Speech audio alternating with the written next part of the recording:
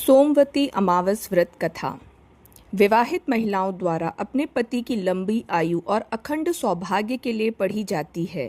इस व्रत में पीपल के पेड़ की परिक्रमा का विशेष महत्व है, जो सौभाग्य और सभी मनोकामना पूर्ण करने वाली मानी जाती है। पूजन विधि और इसके महत्व। इस कथा को सुनने के साथ ही पीपल की परिक्रमा विवाहित स्त्रियां पीपल के वृक्ष की दूध, जल, अक्षत, पुष्प से पूजा करती हैं। साथ ही 108 फेरे लेकर सूत या कलावा लपेटकर परिक्रमा की जाती है। परिक्रमा के बाद 108 जो भी आपने रखा है मन्नत, फल, मिठाई या कोई सामग्री सुहागिनों को दान दी जाती है। चलिए आइए अब सुनते हैं इसकी कथा। पौराणिक कथा के अनुसार किसी नगर में एक साहूकार रहता था।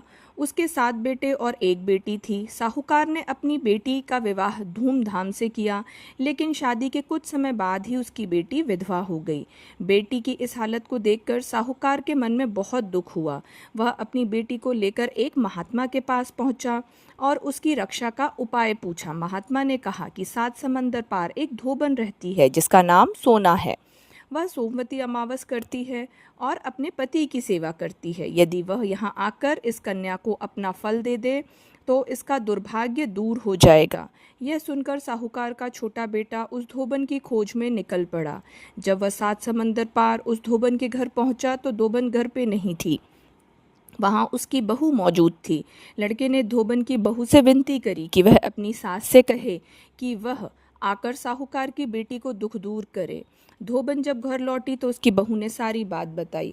सोना धोबन ने सोचा कि उस कन्या का कल्याण करने के लिए उसे वहाँ जाना चाहिए। वह रास्ते में बिना अन्न जल ग्रहण किए पैदल चल पड़ी। उसे रास्ते में एक पीपल का पेड़ दिखाई दिया। वह व्रत के नियमों का पालन करते हुए पीपल के पेड़ की परिक्रमा करना चाहती थी, लेकिन उस समय उसके पास कोई भी पूजन सामग्री नहीं थी। उसने ईंट के टुकड़े उठाए और उसे ही पूजन सामग्री मानकर पीपल के पेड़ की 108 बार परिक्रमा दी और फिर जल ग्रहण किया। जैसे ही उसने परिक्रमा पूरी की, उसके व्रत के प्रभाव से और उसकी निस्वार्थ सेवा से साहूकार की बेटी विधवा बेटी के पति को वापस जीवन मिल गया। इसके बाद धोबन ने सावित्री और सत्यवान की तरह उस कन्या की मांग में अपना सिंदूर भर दिया और वह पुनः सुहागन हो गई।